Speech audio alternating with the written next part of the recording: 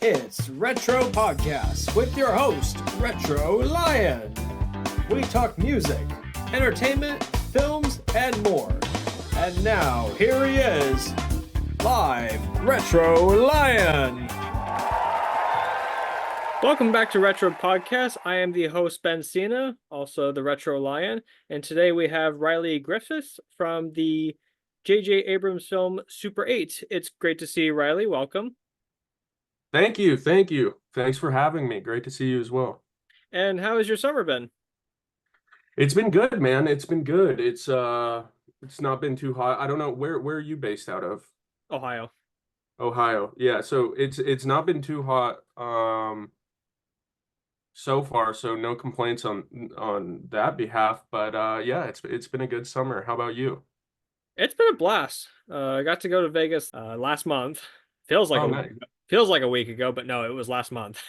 Went to Vegas last month because I got invited to be in someone's entourage. I got to be in Scott Fullerton's entourage. Oh, nice. It was a blast. We had a great time. Did you get a chance to see the Sphere yet? We were originally supposed to go to the Sphere, but that was canceled at the last minute. So instead we went to see a show called The Rouge. And when I heard the name Rouge, I thought it was a mini version of Moulin Rouge. But Yeah. of course, it wasn't what I thought it was, and I was very uncomfortable by the whole thing. Yeah, because it wasn't just me. I mean, there were other folks in the entourage, but there was me and there was this comedian named Johnny. I'm sorry, I can't remember his last name, but he's now become a dear friend of mine. We thought it was going to be like a mini play of Moulin Rouge, but realized no, it wasn't. And we were both very uncomfortable by the whole thing. Well, I actually grew up near Vegas, so I saw a lot of things in Vegas driving through as a kid that I was like, holy. We did find some aliens though. Oh yeah. Yeah, we did find some aliens. But what were some of your memories? Well, I actually grew up in a small town in southern Utah. And so whenever I would do auditions when I was younger, I would drive through Vegas. So I always remember driving through Vegas at like 8:30 in the morning, and then getting to LA, and then doing the audition and then packing up and going home the next day. So yeah, it was those drives were super fun as a kid. Mm-hmm. Yeah. We stayed at two places. We stayed at Treasure Island the first night, and then the New York the second night. The New York is my favorite hotel, but I just remember my friend was worried that I was traumatized by the Rouge, but I was like, I mean, when I first saw it, yes, but I'm not gonna let it haunt me as much as it should. But Yeah. like I said, I originally thought it was a mini version of Moulin Rouge, but then realized no, it wasn't, and was going to get unexpectedly flashed. It was very uncomfortable. It's like, put your clothes on. What's wrong with you? It's like Bernie Mac from Bad Santa. Did you ever watch the movie Bad Santa? It's been a while. Okay, so there's a scene in the movie Bad Santa where Bernie Mac catches this guy for shoplifting, and he tells him to get out of the store, and he's like, get happy Kwanzaa, and then he's wearing baggy pants, of course, and he's like, I pull your pants up, what's wrong with you? That's what Yeah, that's like, I was vibing Bernie Mac, and in my brain I was having Bernie Mac vibes. I was like, put some clothes on, what's wrong with you? That's funny. Yeah.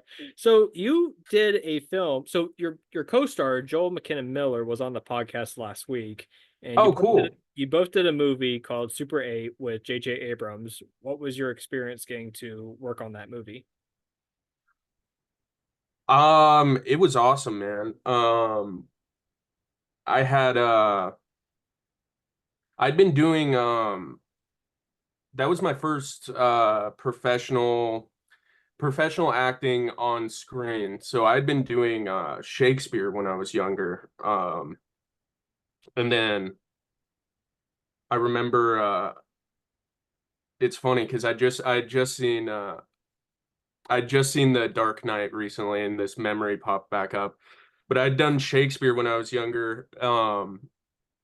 And then I remember like after one of the play, so I did professional Shakespeare when I was in like third grade, and that was super cool. I loved swords and all of that type of stuff. Like was very into that sort of time period. And then I remember seeing The Dark Knight at one of my friends' houses, and I was like, went home that night, and I was like, Mom, I don't want to do Shakespeare anymore. And then I just kind of tried to get an agent and do all of that. And so doing Super 8 was just amazing. Like being able to see all of the special effects, see all of the just the sets and how detailed they were was like just crazy as a kid. It was awesome. Nice. And are you, because you don't act anymore, so what exactly are you doing nowadays? I am writing right now. So Nice. I took off acting when let's see. I took off acting when I was I think 13 or 14 and I played high school football. I got a scholarship from high school football to play in college, so I played at Montana State and I went to film school there. And then during I think the my last like probably starting my junior year, I started writing a script there, and then was planning to move to LA, moved to LA, and then was still auditioning and everything, but COVID kind of threw a wrench into all of that, and so writing just naturally took up a lot more of my time, and have been developing that script with a production company since I think for about a year and a half thus far. Uh, and so I do hope to get back into acting in the future, but right now, writing is just kind of what's taking most of my thoughts. Well understood. Yeah, I've been working on a family friendly movie since, well, the idea came up in 2019, but then I started writing a script when we were in the pandemic and been trying to get it. And there's been some battles between back and forth, just trying to find the right story and the right script. And now it's come to the point where we finally found the right story and just trying to get it out there and see who's interested in making it. Yeah, for sure, man. And I think COVID was it was a really it was a really Mhm. it's interesting to see now writing is a lot finding the time to write Mhm. and making that it has to be it's like it's different now than it was in COVID because life started back up again, you know, Yes. and it's makes sitting down at the blank page a little bit more difficult. And it's more about trying to find, when it comes to writing, it's you got to start with what you know. Oh yeah, for sure, definitely. Even if it's um fiction, you have to start with what you know. yeah, absolutely, absolutely. And if I'm allowed to ask, what is the story that you're working on going to be about? So let me think about how much I can talk about it right now. It's a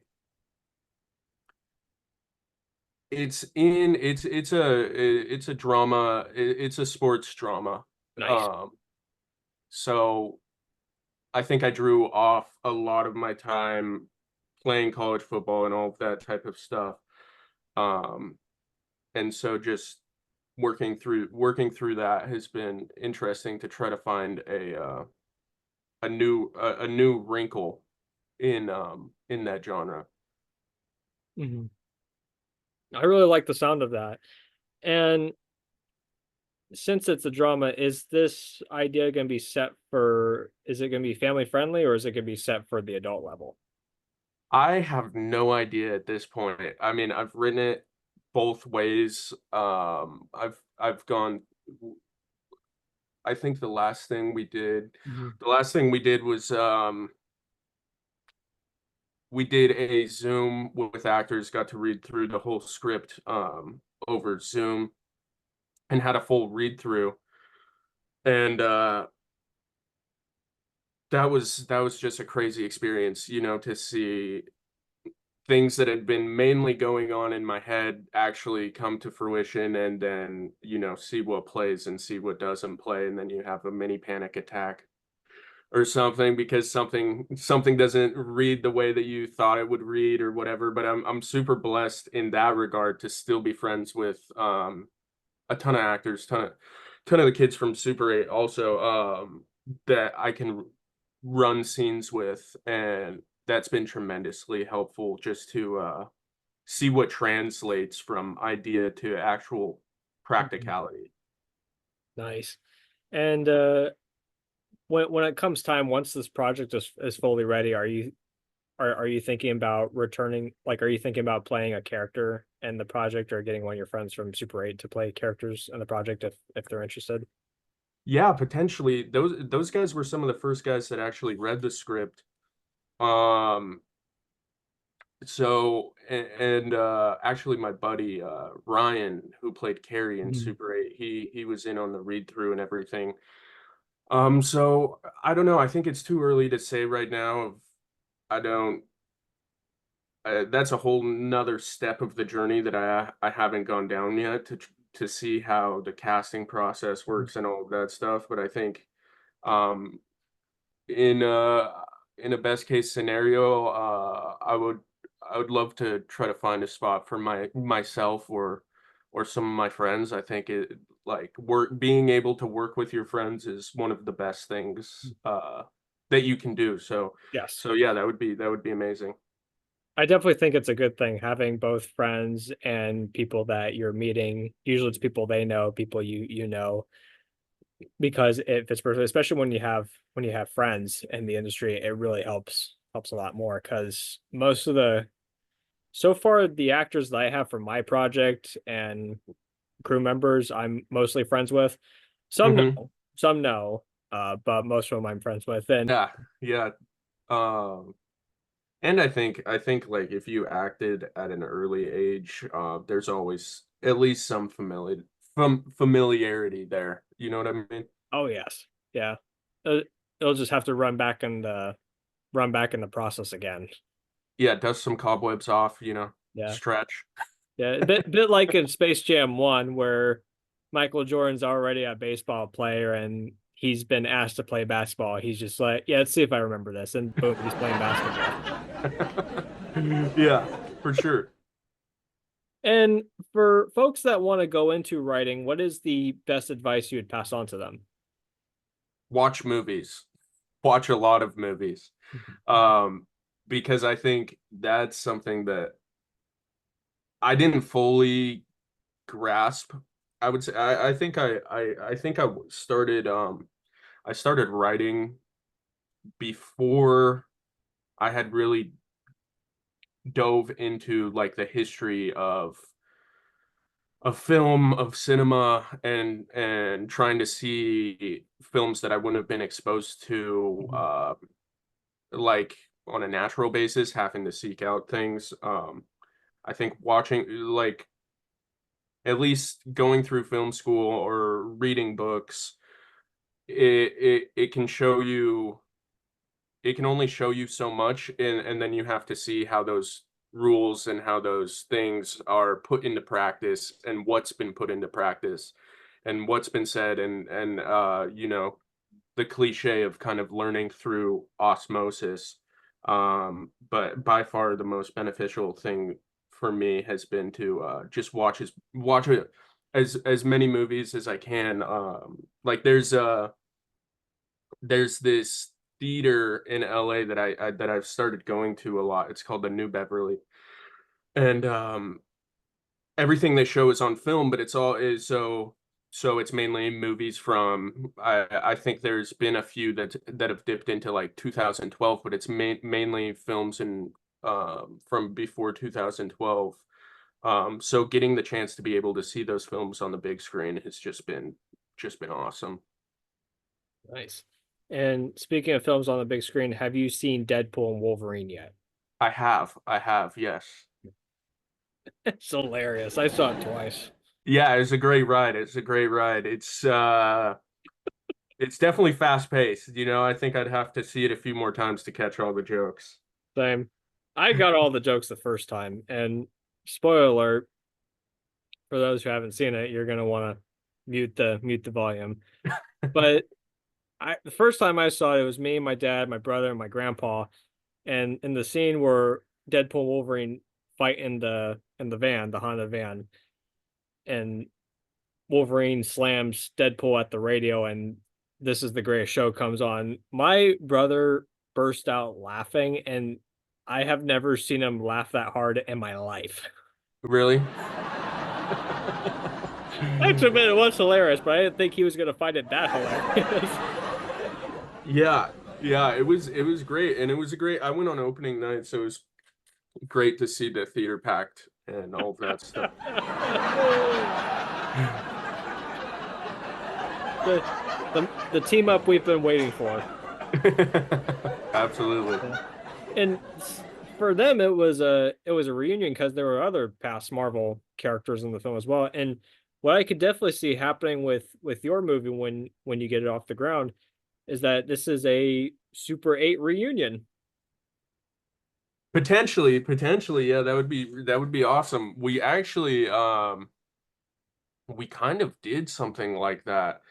I think it was my senior year of college. We actually well, we had a Zoom, I think we had a Zoom last year. I think when did it come out? 2011, so Yeah, 2021. 2011. So oh Jesus, 3 years ago. We did a Zoom for the 10-year anniversary, and that was crazy. I think that was the first time we were all like Mhm. we had all hung out. It was the first time we were all together again, so that was wild. Um to just see how everything just kind of clicked back, and you know the same relationships kind of dynamics from when you were 12 were still there, you know, 10 years later. That's just it's wild to see. Mhm. When we all go our separate ways, we all know when we come back to something from several years ago, we still have that energy inside of us. Yes, absolutely. Yeah. Absolutely. And we are coming down to the end of the interview, and we have two famous questions. Okay, cool. The first one, my mother wants to know, do you happen to have a favorite board game? A favorite board game. Mhm. Um yeah, it's got to be Clue. It's got to be Clue. Good choice. Yeah, I'm definitely a sucker for the murder mysteries, you know, so it's that's always a great time. Mm. I actually watched I can't remember what year it was from, but the Clue movie, and Great movie. yeah, it's super fun, super fun. There's like three different endings. And you're trying to figure because when it came out in different theaters, they would show different endings. But then when they released it on DVD and VHS, they put all three endings at the end of the movie. So it's like an Oh, alternate really? I didn't universe. know that. It was like an alternate universe. This is what happened when this is happened in another universe, and then this one happened. I did not know that. That's crazy. But yeah, they ever since it came to DVD, they've put all three endings at the very end. Oh, that's awesome. So I wonder why they did that. They must have done it so that nobody knew what they were going to get at the theater, no spoilers, or what? What do you think? I guess so. Yeah, that's super cool. Uh, but I love murder mysteries. They're great. Have you seen the Hulu Plus, not Hulu Plus, yeah, Hulu show Only Murders in the Building? I have not yet. You have to watch it. Very well. Really? It's good? It's It's good? very funny too. Okay, cool. Mhm. I will write it down. What was that? What did you say it was again? Only Murders in the Building. Okay, cool. The very last question, since this is a retro show, do you happen to have a favorite retro product? Let me think. Let me think. I mean, I don't know. It's gonna let me see on my shelf here. I do have some retro products. I'm gonna go with those. I can't remember exactly what they're called. You remember those kind of viewfinders that you put the like circular paper disc that had like little squares of film in them, and you Oh, hold them yes. up to this and you click Yes. them on the side, whatever those are called. I've Mhm. had one of those on my shelf forever. So I'm gonna have to go with that as opposed to other than that, maybe I don't know if film is retro yet, but film, if either one Film of is those. definitely retro. Yeah, yeah. Yeah. And speaking of those retro devices, did Charles have one? Your character Charles in Super 8? I think so. Yeah, I think so. I have a couple props still. Like my younger brother was in the movie also. Um and he played my younger brother in the movie, but there's like this little like quip scene of he gets a mask stuck on his head. Um and I have that mask, Mhm. and that's like one of my favorite things that I kept. And then we also got to keep our Nice. bikes from the movie also. So that I've had, I think it's in my Mhm. parents' garage right now, but that was super cool. And, getting to play with all of those kind of retro items, retro toys was way cool. Um,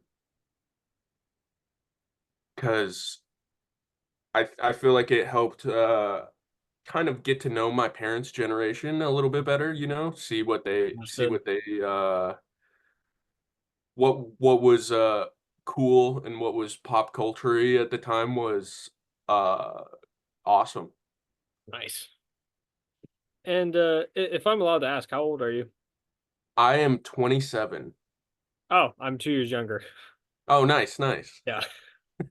Well, Riley, thank you again for joining today's interview, and best of luck with the script. Thank you, and same to you as well, man. Thanks for listening. Be sure to like and subscribe to our YouTube channel. Follow us on Spotify and follow us on Instagram. See you next week.